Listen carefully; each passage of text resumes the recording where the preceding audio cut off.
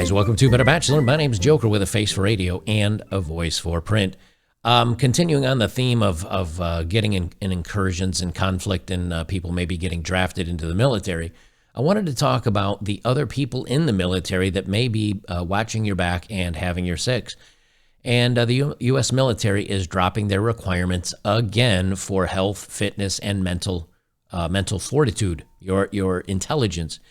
And, at a certain point, what you're doing is actually you're just literally throwing bodies at the problem. These are not people that are fit enough to keep up with perhaps the necessities of what's needed in war and in conflict. And so you're just basically making sacrifices constantly. I mean, if you look at this photo that I used here, look at the majority of young men. And I have a photo I'm going to show you at the end of this, so stick around because it's very telling. But if you look at this, I think almost every one of these people here, at least in this photo, has a body mass index of over what is considered healthy and fit. Most of these people are classified as obese. And if you look at this girl, she's got, I mean, the misattitude look on her face. Let me zoom this way in. The misattitude look on this gal's face as she's stopped even doing the exercise. She's just sitting there with a FU face on as she has given up on the exercise. Do you want to get in a foxhole with her?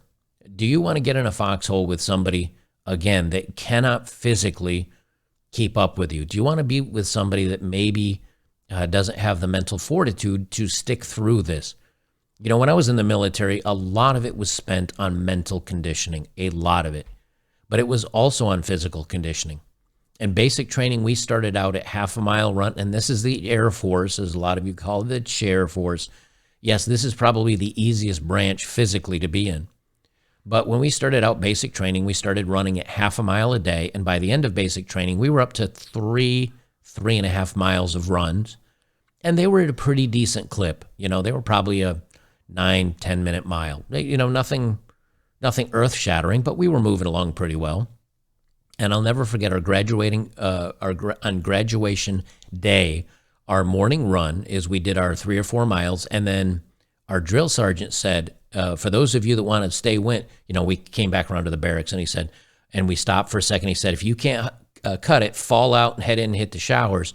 But let's see who can keep up with me for a run. And he kind of placed a challenge. And I'll tell you what, I think like 95% of our basic training troop stuck with him, and we ended up running 7 or 8 miles that day. And many of us had never run that far before. But what he did is he knew, hey, if I can mentally push these people beyond their limits, most people don't hit their capacity, or they stop well short of what they're physically able to do. And if you ever want to read more about that or hear more about that, read David Goggins' book, Can't Hurt Me. And here's a guy that's like he'd never run really much, and he ended up running an ultra marathon and really had some health problems because of it. And he's run on broken feet. Like, he just pushes himself to an extreme degree. Well, that's not these young people. Maybe it's a couple of them or a few of them, but if she can't even continue to cycle on a fan exercise bike, and she's giving up now, what do you think she's going to do when the lead's flying? I'll tell you right now, it's nothing good. But the reason why this is concerning is because as we get into these conflicts, you may be drafted. You may be required to have somebody like this have your back. And again, if you're just going to give up cycling on a bike, what do you think they're going to tap out or surrender during a conflict? But I wanted to read down through these because these are examples of what happens when you start lowering the bar for certain requirements is you actually endanger people. It may feel good at the moment. It may give you the warm fuzzies, but you're endangering yourself, and worse off, you're endangering other people. I have this just from last week. The firefighter strength test made easier in bid to recruit more women into rescue service. Is this because they have a shortage of men? No, they're actually wanting less men, and they want to get more women, and so they lower the requirements.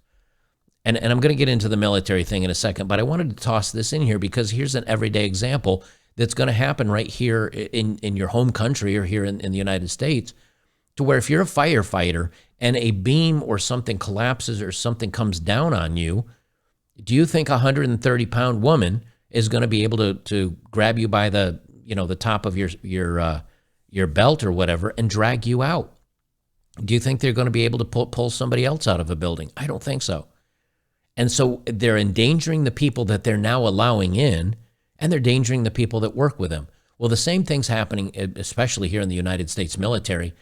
But I'm going to tell you a little story. There were so many of these articles, I stopped pulling them up. And I read through most of them, and these are little lowering of incremental standards over and over and over again. And when I was in the 90s, I mean, it was challenging. It wasn't undoable. But I'll tell you, the people that you see in this photo, they all would have been on a diet. They all would have been given a low carb. They all would have been doing extra PT, physical training. And if they didn't make the cut at the end of basic training, that's it. You're out. You're going home. Some of these people might not have even made it in to begin with. But I want you to hear this, because this is what we now have defending our country. And this is where the good times make weak men. And they're so weak they can't even make it into the military. This is from 2004. U.S. Army lowers recruitment standards. From 2005, U.S. lowers standards in Army numbers crisis. From 2006, Army lowers standards to meet goals. From 2008, no shove off pop up. Can I block that? Ad blocker ultimate. Let me just see if I can block this. No, it's not letting me. So they've done something. God, pop-ups. This is from Slate. They say War Stories, Dumb and Dumber. The U.S. Army lowers standards, recruitment standards. Again, that's from 2008. And I'm just rifling through these because reading the stories right here from, and then there were a bunch more, but I just jumped forward because you guys get the idea. From 2022, just 6 months ago, Army approves reduced physical fitness standards for women and older soldiers. Gee, why this? Well, because they're gonna need more women and older soldiers if you get into a conflict. From June 30th, U.S. Army lowers education standards for recruits as recruiting gets tougher. So now you don't even need to have a high school diploma. And here's the last couple ones I have here. U.S. Army to expand the weight rule media. And again, I don't need to read down through this. They say, well, if you can make it through, some of the physical training parts, you can be overweight and you can stay in, if you can meet certain physical requirements. But they've just spent the last decade and a half lowering the standards to make it so much easier than when I was in. I can't even imagine compared to what it was back in the 50s and 60s. But they say the rules change come on the heels of the Army falling 25% short of its recruiting goal for its 2022 fiscal year, despite giving enlistment bonuses as much as $50,000. They also come among America's obesity epidemic. More than 42% of U.S. adults are obese, and nearly 71% of Americans born after 1997 are ineligible for military service, most commonly because they're too fat to qualify, according to Pentagon data. 71% of Americans are ineligible for military service just from being fat. Do you think if we go through a draft and they have to pull these people forward, that they're going to be able to keep up with you or keep up with the physical demands? And now with dropping certain school requirements, such as actually graduating high school, all they're doing is they're just shoving bodies into positions to try to fill these roles. And if there's a draft, I'll tell you right now, I mean, I am not the world's healthiest man, but at 50 years old, I think I would outperform many of these 18, 19, and 20-year-old people. I did CrossFit right up until last year. I did some jiu-jitsu. I've run ultra marathons. It took me, a year and a half, 2 years to get up to be able to run that far. But she's given up on a damn fan bike. You think she's really going to do anything? And they certainly, I don't see, like this dude almost looks like he's smiling. And you know what I don't see down on this floor anywhere? Any drips of sweat. I've been in a CrossFit class. Let me tell you something. When we were done at the end of the CrossFit, you're standing over a puddle of your own sweat. You're laying on the ground just huffing and puffing. And when you get up, there's a body outline of sweat where you laid down. I was doing, and again, I'm not trying to brag or anything, but I'm just saying that there are some people that want to do these things to stay healthy and to be in shape. I'm sure many of you do it. But do you think these goofballs here that are like smiling, laughing, or giving up, or just chilling out? I mean, I think there's a couple guys in the back there. This guy looks to have a little bit of a sheen on him, but their skin's not even shiny. I do not want people like this having my 6 in a foxhole. And if they draft me and pull me in, I'd be pretty afraid of that too. And I'm going to pull this up here as well. Because I want you guys to know this, because you guys are going to be the ones that are, the phone rings and they're like, hey, you got to come on in. U.S. military rated as weak may not be able to win one war as tension grows with China and Russia. They say the Pentagon may not be able to win one war, let alone two, as the Pentagon struggles to keep its forces equipped against threats from China and Russia. They say years of underfunding and poorly defined priorities, in other words, go get woke, go broke in the military.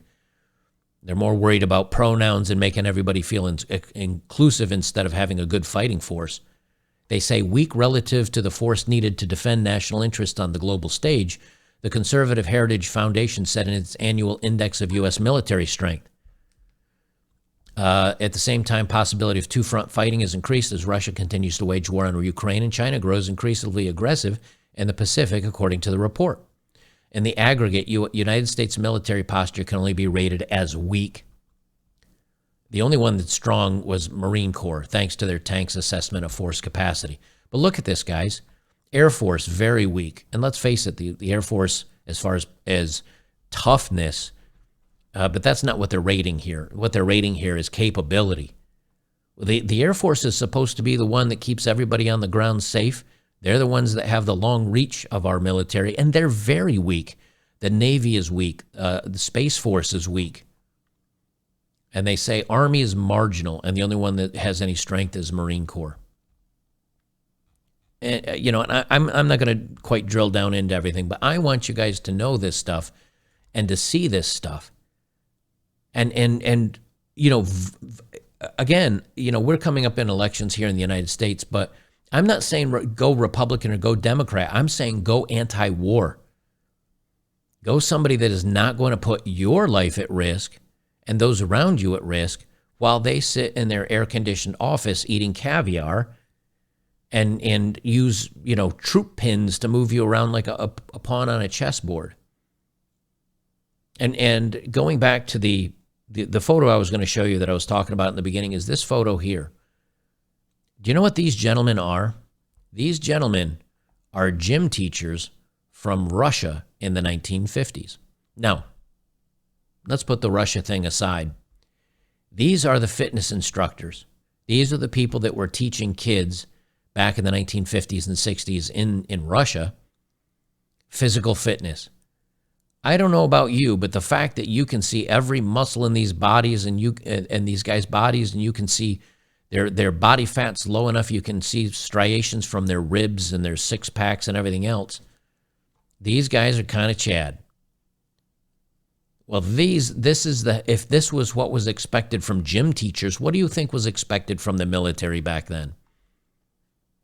And I'm not saying that, Russians or Chinese are like this now, but what I'm saying is that over time, the standards have fallen so far that when I speak that good times make weak men and weak men make bad times, yes, I'm talking about societal fallout. Yes, I'm talking about all the craziness that's going on in the world. Yes, I'm talking about bad fiscal and financial policy. But you know which one really matters the most? When your own government forces you to put on a military uniform, line up with a bunch of no-neck, fat, out-of-shape, non-high school graduated people that may run at the drop of a hat, and they tell you to march, and they tell you you're going in, and they tell you you don't have a choice. I'm telling you right now, guys, be aware of this stuff, because I don't know when voting happens. In a lot of countries, you can't vote. But I'll tell you now, if things get bad enough, we're all going to be in trouble. I looked up the draft, and apparently they can go through till the age of 55. So maybe I won't dodge this as much as I think. Maybe I'll be signing up and standing on a line next to some of you guys as it is. And I tell you, I hope it's some of you guys versus some of these other people that are out there. But be aware of this stuff, because when we talk about hard times, guys, this is the ultimate hard time. Being sent to a Ukrainian or a Russian or a Taiwanese battlefield, and we're not ready. And depending on what happens, the United States military is supposedly the big dog in the fight.